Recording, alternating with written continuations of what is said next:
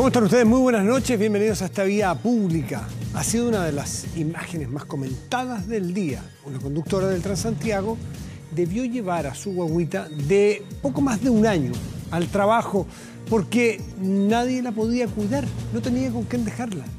Bueno, el video, registrado por usuarios del transporte público, se viralizó afortunadamente porque hace que se genere la discusión y tomemos conciencia de la realidad que viven muchos compatriotas nuestros. Vemos a la niña en su coche tras el asiento de su madre, que tiene que estar concentrada conduciendo una máquina como esa, lo complejo y lo estresante que es. Bueno, según explicó la conductora Denise Figueroa, la empresa Alsacia Express no tendría un espacio dentro de su sala cuna para dejar a los niños que están enfermos. Su hija no habría sido recibida por tener bronquitis y como nadie más podría cuidarla, tuvo que ir a trabajar con ella. La empresa emitió un comunicado asegurando que cumplen con todas las normativas exigidas por la Dirección del Trabajo, que están dispuestos a generar instancias de diálogo para buscar una solución, que tienen, de hecho, acuerdos con unos jardines infantiles. Pero claro, están enfermos, probablemente ahí hay un problema. Bueno, pero no se tardó en las reacciones. La ministra de la Mujer, Isabel Pla, tuiteó: hay hechos que pasan más por el sentido común que por las leyes. En este caso, el empleador pudo entender a una trabajadora enfrentada al dilema de cuidar a su hijo o cumplir con su turno y actuar con un mínimo de humanidad. A lo mejor le pudo haber dicho: no venga a trabajar este día, si no tiene dónde dejarla, no le aceptan a la guaguita en el jardín, bueno, a lo mejor no venga, después vemos cómo lo compensamos. Me imagino que a eso se refiere la ministra.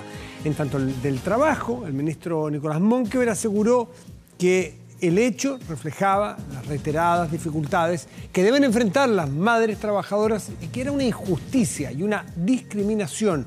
E informaron a la Dirección del Trabajo para que tomara las medidas correspondientes. Ahí hay una realidad muy potente de la cual nos tenemos que hacer cargo.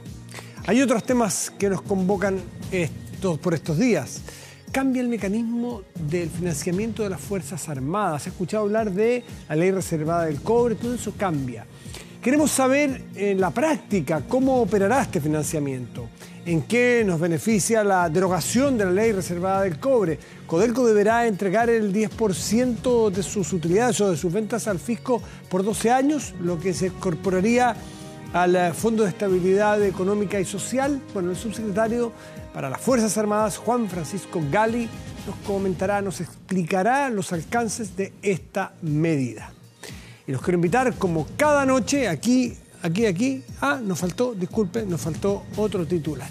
Y la teleserie Entre Pinilla y la U sigue sumando episodios. El jugador pide 1.000 millones de pesos de indemnización por despidos injustificados y daño moral. Además, citó a Otelo de Shakespeare, ni más ni menos, en su demanda laboral contra Azul Azul.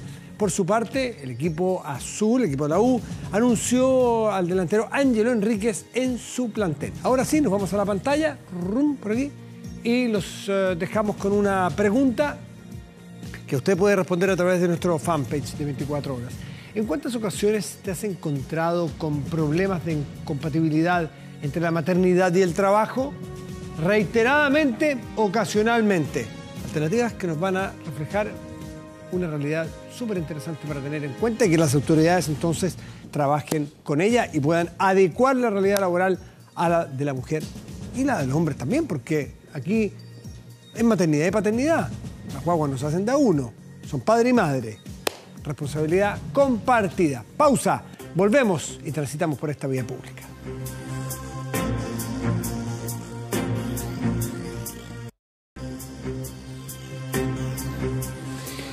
El presidente Piñera firmó la derogación, un proyecto de derogación de la ley reservada del cobre. Esto es una ley que originalmente entró en el primer gobierno de Piñera cuando era ministro de Defensa Andrés Alamán. Pero entiendo que pasó un trámite legislativo, entiendo que está en el segundo y no ha avanzado mucho y el presidente ahora entonces envía este proyecto. Para entender de qué se trata, porque por Dios que hemos escuchado hablar de la ley reservada del cobre, pero a veces no sabemos mucho de qué se trata, hemos invitado a Juan Francisco Gali, que es subsecretario para las Fuerzas Armadas. Juan Francisco, gracias por estar aquí. Muy buenas noches. Muchas gracias, Matías, por la invitación. A ver, el presidente envía este proyecto para derogar la ley reservada del cobre. Primero, se envía, tiene que pasar por las dos cámaras nuevamente, aunque se haya aprobado en una cámara la ley.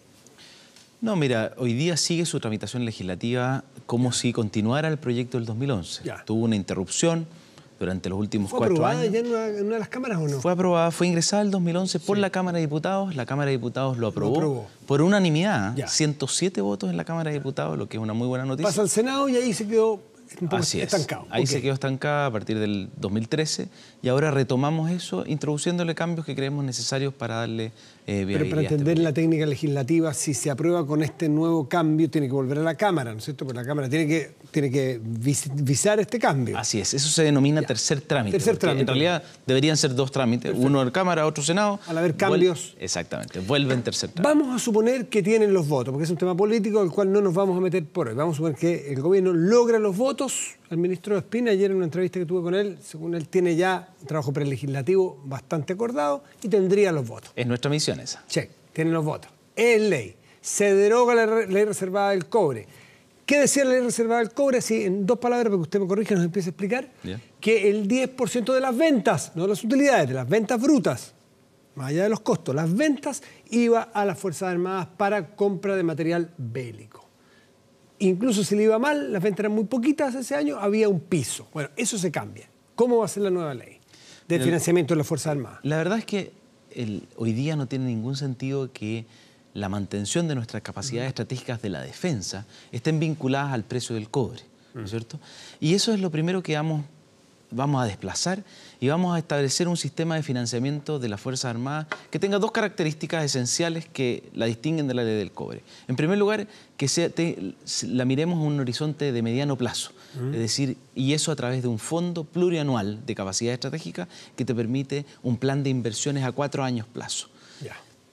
Y en segundo lugar, algo que tenga control democrático. Ese financiamiento plurianual, ¿cómo se va a llenar ese espacio, ese cajoncito donde se va a juntar la plata para la inversión de largo plazo? Exactamente. El objetivo de tener... Bueno, en primer lugar, ¿cómo se llena? En esta fase se llena con los saldos que existen hoy día, que hemos acumulado como consecuencia de la aplicación de la ley del cobre. Todavía entonces se mantiene ese... Exactamente. O sea, el fondo parte en realidad del fondo acumulado, se va y se financia los primeros 4 años de inversión. Ahora, la pregunta tuya es, ¿cómo hacemos para el futuro? Claro. El objetivo es que este fondo se vaya rellenando anualmente, de tal manera de siempre tener un horizonte de 4 años para estar planificando las inversiones. ¿Se va llenando a través de ley de presupuesto como cualquier ministerio? Así es, se va llenando. Ahora, vamos llenando el 5.º año. Por supuesto. Esa es la gracia. Por supuesto, son 4 años móviles. Exactamente. Entonces se termina un año y entra uno nuevo. Exactamente. O sea, no es que si se termina ahora nos caemos al precipicio. Exactamente. Y lo que hacemos es que, ¿qué le da estabilidad a este financiamiento de las capacidades estratégicas de la defensa? Es que le establecemos una asignación mínima para ese 5.º año. Es decir, al menos le vamos a tener que inyectar al fondo lo que se ha invertido en defensa anualmente en los últimos 8 años. ¿Y por qué ocupamos desde el 2010 hasta el 2017 con un piso mínimo del 70% de la inversión que hemos hecho en ese periodo? ¿Cuál es la idea de eso? Es el mínimo del presupuesto que se va a enviar. Exactamente. ¿Cuál es el objetivo de esto? Que sepamos, podemos hacer planificación de largo plazo en base a que al menos esa va a ser la inyección que le vamos a hacer al fondo.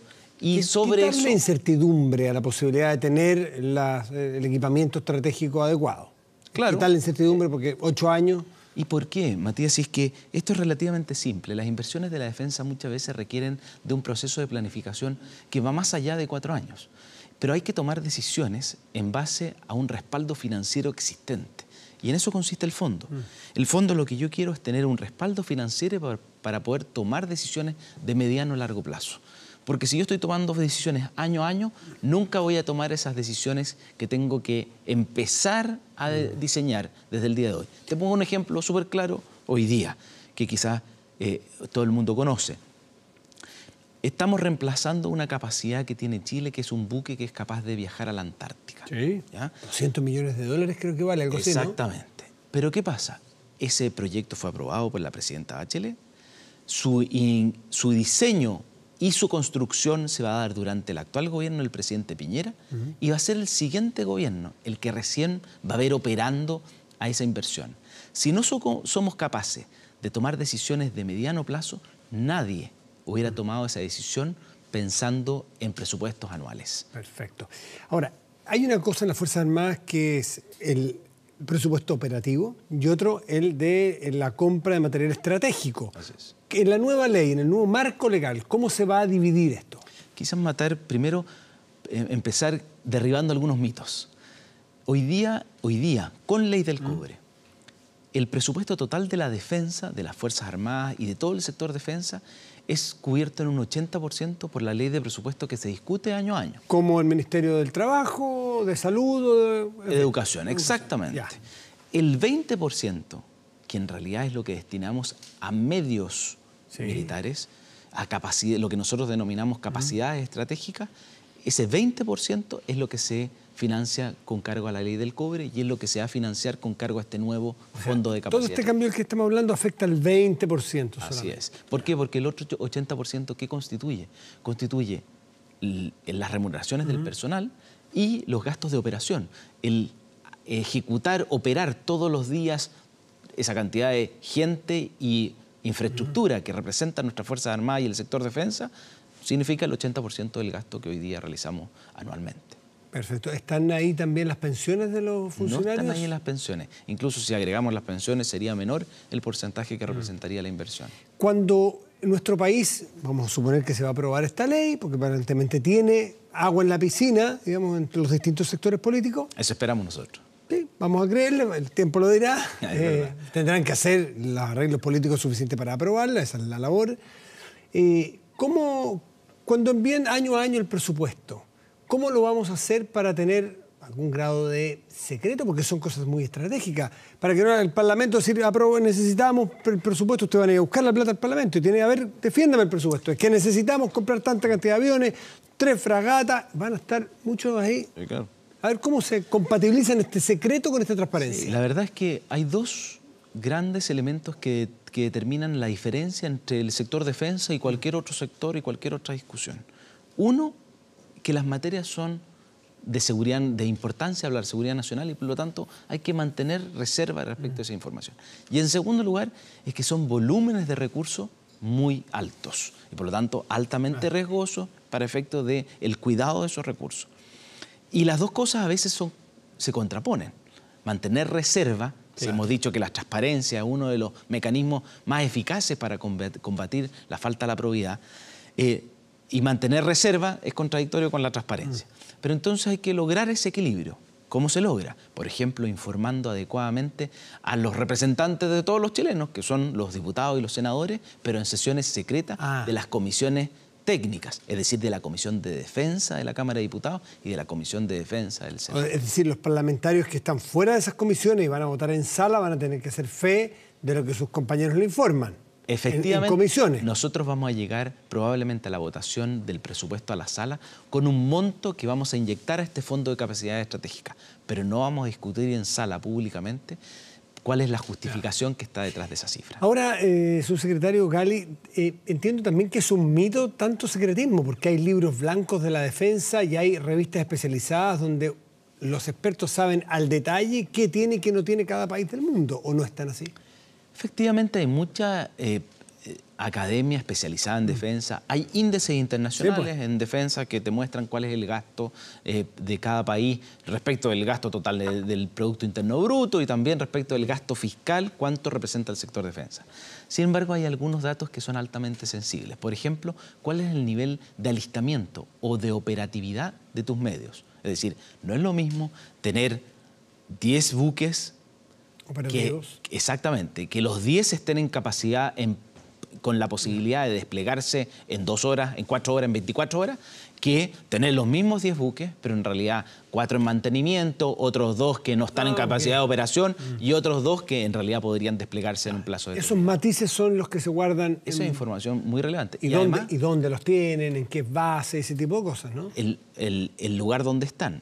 Y además, otra cosa, Los medios se componen también de sistemas de armas.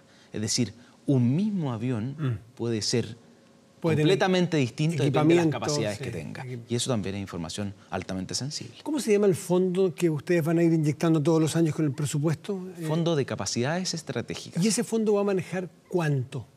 ¿Qué cantidad de plata va a tener ese fondo? ¿Cuánto es lo ideal? ¿Cuánto han proyectado usted que debe tener ese fondo? Mira, la verdad es que eso... Para no poner en riesgo la inversión. Va a depender de las capacidades que tengamos, y eso también es parte de la discusión que tenemos que sostener. Por los primeros 4 años, el fondo que tenemos presupuestado es de 2.600 millones de dólares. Por estos primeros 4 años fue lo que anunció el presidente Piñera el lunes. ¿Cuánto me dijo? 2.600 millones de dólares. Ya, eso es lo que hay que tener en el fondo para generar la estabilidad necesaria. Para los primeros 4 años. Exactamente, los primeros 4 años. Entonces, los primeros 4 años, 2.600, que es una cantidad que puede parecer monstruosamente grande, pero es que las inversiones en esta área son de esas magnitudes. Así es. Piensen lo siguiente, Matías.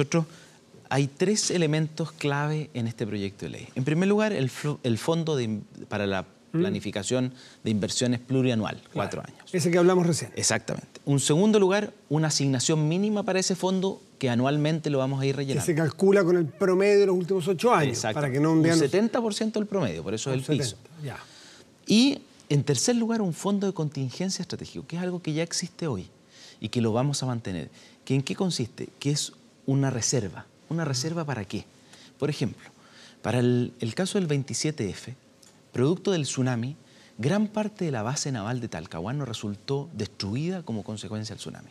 ¿Qué había en la base naval de Talcahuano? Muchas de las capacidades estratégicas de nuestra Armada de Chile en el sur del país. ¿Y qué pasó? Que esas capacidades hay que reponerlas. Y eso ni siquiera para hacer nuevas inversiones o mantención. Claro. Eso es simplemente porque fueron afectadas como consecuencia de una catástrofe. ¿Y eso ya quedó resuelto? Y eso se financia con cargo a este fondo de contingencia estratégico, que es para solucionar pérdidas de material bélico que haya sido perdido como consecuencia de una catástrofe o como consecuencia de un conflicto armado. Ahora, mucha gente no sabe que las Fuerzas Armadas no solamente están preparados para una eventualidad, para la disuasión, hay operatividad permanente y en tiempos de paz. Afortunadamente gozamos en tiempos de paz hace mucho rato y ojalá así sea para siempre. Pero hay un trabajo permanente en, por ejemplo, labores sociales, rescates en zonas aisladas, no solamente en catástrofe, que lo vemos todos, sino que en el día a día. Hoy puede haber una corbeta o no sé cómo se llama, una fragata, perdón, en las islas del sur, yendo a un lugar aislado a socorrer a un pescador que tiene un problema. Ese tipo de cosas en el día a día. Entonces, ¿cuánto de la operatividad de las Fuerzas Armadas son para ese trabajo social del día a día? Matías, muchísimo. O sea, esto se ha venido desarrollando en el último tiempo. La verdad es que nosotros hemos definido 5 áreas de misión para la defensa. En primer lugar, obviamente, la defensa de la soberanía y la integridad territorial de Chile. Ese es el rol esencial de la defensa. Pero también la atención de emergencias y catástrofes. También el apoyo a la política exterior. Por ejemplo, las misiones de paz son también función de las Fuerzas Armadas. En cuarto lugar, el apoyo humanitario o el apoyo al rol del Estado. Por ejemplo, ¿quién hace atenciones médicas en lugares aislados? En Chiloé, en el extremo sur o quizás en Putre, en el extremo norte. ¿Quiénes son los que llegan ahí a apoyar a la ciudadanía? No son las Fuerzas Armadas. Y también, por último, la custodia y seguridad de nuestros intereses territoriales. Por ejemplo, los últimos años hemos recibido noticias que se han declarado varios parques marinos, por ejemplo, áreas marinas protegidas. Hay que hacerlo cumplir eso. ¿Cómo se hace cumplir eso? ¿Quién llega hasta los 26 millones de kilómetros cuadrados que son por ejemplo, el mar que tenemos bajo nuestra responsabilidad para efecto de búsqueda y salvamento? Si es que un buque pesquero de cualquier nacionalidad resulta con una emergencia en estos 26 millones de kilómetros cuadrados, que es gran parte del Océano Pacífico que está frente a nuestras costas, somos nosotros los responsables de llegar hasta allá y coordinar la ayuda a ese buque, independiente de cuál sea la nacionalidad de su tripulación. Y también es cuidar la frontera marítima, por así decirlo, que no llegan los barcos pesqueros que están en mares internacionales y que no traspasen esa frontera. ¿Cómo se hace con las 8 fragatas creo que tiene Chile? Sí, la función, la verdad es que hay que dividir... 4.000 kilómetros de océano o de límite marítimo. Es más, los 4.000 kilómetros son lineales. Pero si uno va bordeando la costa, llegan a 10.000 kilómetros de borde costero. O sea, estamos hablando de un área muy difícil de abarcar. Y eso también es función... La Armada de Chile tiene una Dirección General del Territorio Marítimo, que se llama, que actúa como policía marítima. En realidad, nosotros no solo tenemos a carabineros y a investigaciones, también está la Armada de Chile como policía en el mar. Juan Francisco Gali, por último, ¿para cuándo la ley de modernización de las Fuerzas Armadas en cuanto a personal, a carrera funcionaria o a cuántos años van a estar? Porque entiendo que se está preparando esa ley. Quizás es súper relevante. Yo te había dicho, hay 5 áreas de misión. Sí. Para cumplir esas 5 áreas de misión, tenemos capacidades de la defensa. Y esas capacidades se componen de 4 elementos. Personal, medios, buques, digamos, aviones, helicópteros. Entrenamiento, porque de nada sacamos que tener aviones si no tenemos pilotos entrenados para conducirlos. Y infraestructura. De nada sacamos tener un avión o no tener un hangar donde Vamos guardarlo. al personal. Hace mucho tiempo estamos diciendo que nos parece muy raro que haya tipos que son ingenieros, bilingües, que tienen preparación fuera de Chile y que a los 50 años, ¿a qué edad sale hoy día termina su carrera militar? Los 30 años pueden estarlos cumpliendo 50 30 años de carrera. 30 años de carrera. Y parten a los 20... Hoy día están entrando en promedio a los 24, pero... Antes eran los 20. Antes de los 20 O sea, años. con 50, 52 años jubilados. Sí, claro. Tipos en la plenitud de sus capacidades. Y eso ha dado a entender el gobierno que quiere modificarlo y cambiarlo. ¿Cuándo va a haber noticias de eso? El presidente Piñera nos encargó dar una mirada para tener una defensa moderna. Y la defensa moderna no son solo aviones y buques, son también personas. Y las personas son quizás el elemento más relevante de la defensa. Lo que estamos pensando es avanzar hacia modernizar también la carrera militar de tal manera de retener a esa gente que hoy día está efectivamente en la plenitud de su carrera profesional. Además, cuando están mejor formados y le estamos diciendo, ¿sabe qué? Muchas gracias, hasta luego. A esa gente le deberíamos decir, quédese con nosotros. Ya. Es cuando más los necesitamos. ¿Cuándo vamos a saber cuál va a ser el nuevo límite de edad? Yo espero tener durante este semestre novedades para el país, pero corresponde que el presidente que lo anuncie, al igual que lo hizo con las capacidades estratégicas. Juan Francisco Gali, subsecretario para las Fuerzas Armadas, muchas gracias por estar en Vía Pública esta noche. Muchas gracias, Matías. Que vaya muy bien. Sí.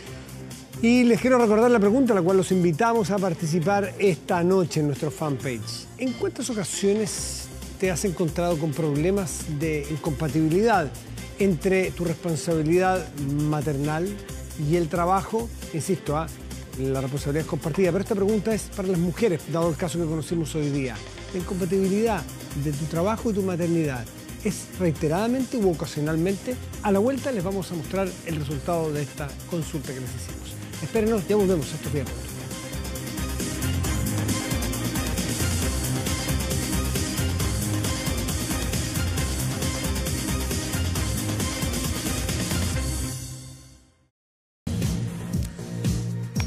Volvemos a nuestra vida pública y nos enfocamos en el lío que hay en la U. Porque un duro golpe fue para el equipo azul. Porque Mauricio Pinilla demandó al equipo de toda su vida, bueno, a la concesionaria Azul, por más de 1.000 millones de pesos a raíz de la vulneración, según él, de los derechos fundamentales al momento de ser despedido. Una acción que preocupa en el club, que vive además un pésimo momento deportivo. Estamos esperando hace varios años. Sinceramente puedo decir que este es uno de los días más felices de mi vida.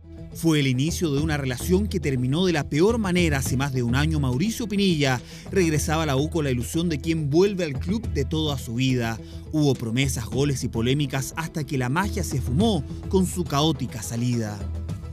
Yo sigo siendo jugador de la U. Que la institución está por sobre los intereses personales. Se le hizo el contrato, se hizo el finiquito. El largo silencio del delantero terminó este martes con un golpe duro para Azul. Mauricio Pinilla decidió demandar a la concesionaria por vulneración de derechos fundamentales en su despido y además exigió una indemnización de más de 1.000 millones de pesos. Hemos tomado la decisión de que Mauricio no puede volver al club. Para los demandantes, esta declaración de Carlos Heller el pasado 31 de julio resulta clave. Según ellos, existió despido injustificado pese a que el jugador tenía contrato vigente con los azules.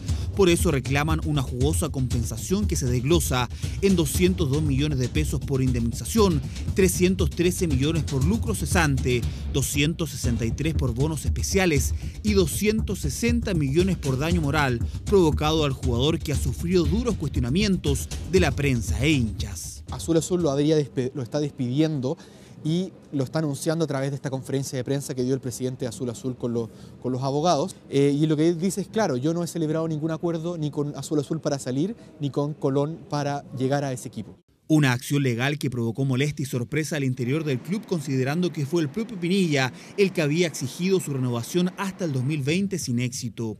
¿Qué posibilidades tiene el jugador de ganar esta demanda? No es tan fácil acreditar efectivamente cuáles son esas vulneraciones. Lo que podría favorecer en ese caso a Mauricio Pinilla es que los hechos que él demanda como vulneraciones son bastante públicos. Están en la prensa. Lo que tendría que demostrar Azul Azul es que efectivamente hubo un acuerdo para poner término, valga la redundancia, de mutuo acuerdo al contrato y lo que no hay no es un despido. Desde la defensa de Pinilla aseguran que no hubo término de contrato de mutuo acuerdo, por lo que la demanda pondría en aprietos a la concesionaria.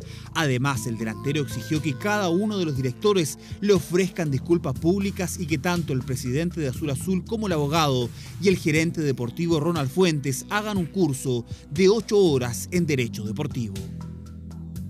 Una demanda que sin duda es un golpe para Azul Azul. Es el duro contraataque de Pinilla que vuelve a darle problemas a la U.